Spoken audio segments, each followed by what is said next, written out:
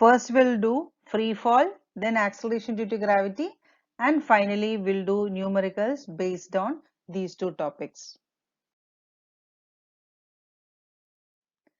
Any object drop from some height always fall towards the earth. So if a feather and a stone are dropped from the top of a tower, it is observed that feather falls onto the ground much later than the stone. So Galileo explained that the feather suffered much air resistance during the fall because of the large surface area. So due to this opposing force, feathers take longer time to reach the ground than the stone. Stone is also experiencing the air resistance, but it will be much less when compared to the feather. So he explained that if air resistance is eliminated, both feather and stone will reach the ground simultaneously. Galileo concluded that the bodies of different masses drop simultaneously from the same height, hit the ground at the same time if air resistance is neglected. Now watch this video. We can see that the iron ball and the feather are falling at the same speed in vacuum. The falling body on which only force of gravitation of earth acts is known as freely falling body, and such a fall of body is known as free fall. So a freely falling body has acceleration equal to acceleration due to gravity, and it is denoted by the letter small g. And now let's see the expression for the acceleration due to gravity.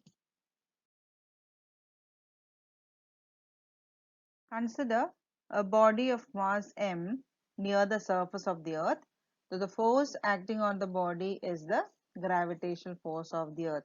So the magnitude of gravitational force acting on the body due to the earth can be given as F equal to G capital M small m divided by R square, where capital M is the mass of the earth and R is the radius of the earth. So here the height of the body from the surface of the earth is considered as negligible when compared to the radius of the earth. We know that radius of the earth is 6,400 kilometers.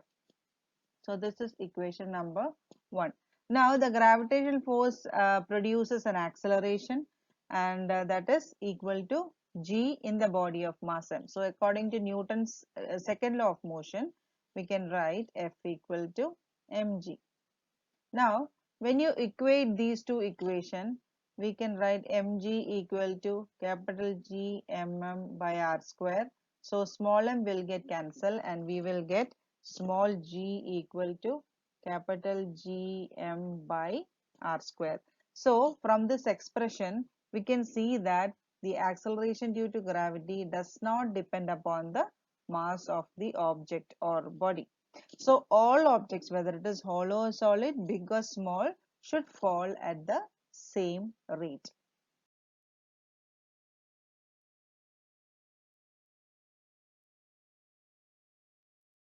A ball thrown up vertically returns through the thrower after 6 seconds. Find the velocity with which it was thrown, the maximum height, and also its position after 6 seconds. Suppose a ball is thrown from the ground level, it reaches certain height, and then it comes back to the thrower. So here they have written the time as 6 seconds. That means 3 seconds will be taken to reach the maximum height, and then the same distance back 3 seconds. So 3 plus 3, 6 seconds.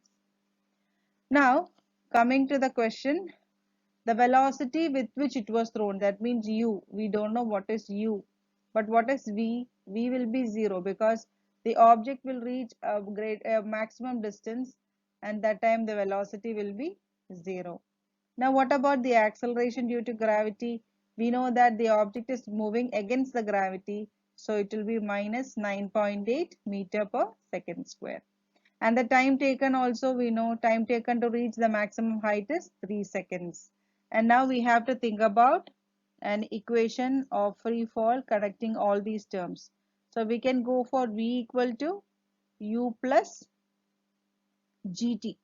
V is 0, U we have to find out, and the G is minus 9.8 and the time taken is 3.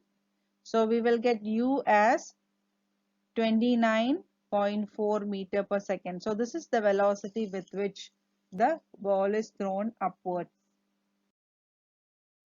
So the second part of the question is to find the maximum height reached by the ball. So from the ground level, it reaches a certain height, and that height we have to find out. So we know the different the equations for free fall.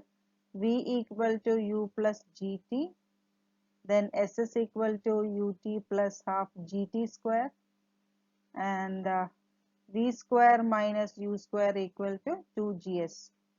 So here what all things we know, we already found U as 29.4 meter per second. So we know what is U. We know the time taken, that is 3 seconds. So time equal to 3 seconds. Then G. G is the acceleration due to gravity, that is minus 9.8 meter per second square. Since the object is moving against the gravity, it will be minus. That's it. So if you want to find out S, either you can use this or this, but according to the values given, we can take the second equation. S is equal to ut plus half gt square. Now u is 29.4 into time taken is 3, then half into acceleration due to gravity minus 9.8, and the t square is 3 square. 3 square is 9. Now we'll simplify.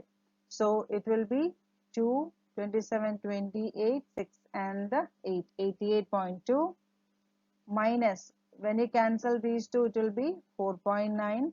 So 9 nines 81, 8, 36 and 44. So when you subtract, you will get 44.1 meter. So we can write maximum height attained by the ball is 44.1 meter. Back to the third part of the question, that is the position of the ball after 4 seconds. And we know that from the ground level, it reaches certain height and then it comes back to the thrower. So from here to the maximum height, we know that it takes 3 seconds, and back also 3 seconds. So after 4 seconds means it will be somewhere here, right? So this is 1 second. So we have to find out this distance. So here also we have to find out the distance.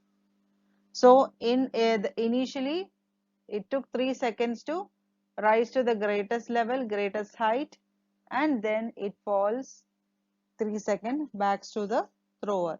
So the position after 4 seconds is equal to the distance covered by the ball in 1 second, and that too in the downward direction. So here we can make use of the same formula to find out the distance travel, that is S is equal to ut plus half gt square. We know that when the body starts from rest, u will be equal to 0, and we have to find out for 1 seconds, and g will be 9.8 meter per second because it is falling towards the gravity, so we can take it as positive. And now we'll substitute. So S is equal to 0 into 1 plus half into 9.8 into 1 square. So this will become 4.9. So 4.9 meter.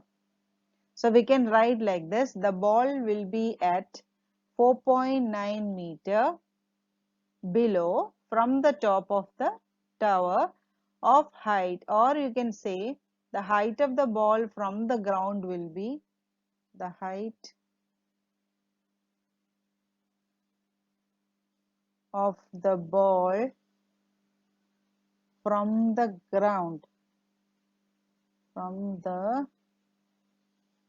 ground will be, because the total distance is 44.1, we have already found that.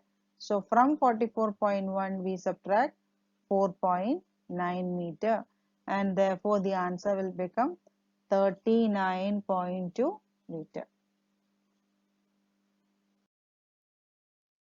Prove that if a body is thrown vertically upwards, then the time of ascent is equal to time of descent. So we have to show that the time taken for the upward motion is equal to time taken for the downward motion. So let's take the first condition, that is for the upward motion.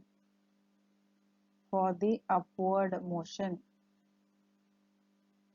So for the upward motion, if I take the equation V equal to U minus G T1, V equal to U plus GT, since the body is going against the gravity, so that is why we have taken minus. And the time taken for the upward motion is taken as T1. And we know that when the body reaches the maximum height, the velocity will become 0. So 0 equal to U minus GT1, or we can say U equal to GT1. So our aim is to find an expression for T1. So T1 is equal to U by G. Is equal to U by G. And then for the downward motion, for the downward motion, so when the body is coming down, we can write the equation as V equal to U plus G, and for the downward motion time taken I am giving as T2. So here U will be 0, because when it starts from rest U will be 0. So V equal to G into T2, and T2 will be equal to V by G. So the body falls back to the earth with the same speed as it is thrown vertically upwards. So we can say that V equal to U. So now we have two equations. One is T1 equal to U by G, and T2 is equal to V by G. And we know that the body falls back to the earth the same speed as it was thrown vertically upwards. So we can say that V equal to U. So what happens to this T2? T2 I can write as U by G itself. So both equation 1 and equation 2 will become U by G. So now we can say that time of ascent is equal to time of descent.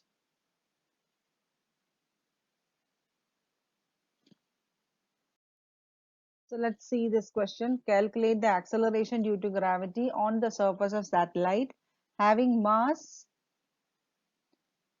is given as 7.4 into 10 raised to 22 kilogram, and the radius is given as 1.74 into 10 raised to 6 centimeter. So first step is we have to convert this into meter. 1.74 into 10 raised to 6 divided by 100, that is 10 raised to 2. So this will become 1.74 into 10 raised to 4 meter. Now we have to find out the acceleration due to gravity. First write the formula for acceleration due to gravity. Small g equal to gm by r square.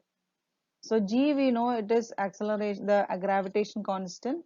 So 6.67 into 10 raised to minus 11. Mass is given as 7.4 into 10 raised to 22. And the radius is given as 1.74 into 10 raised to 4, the whole square.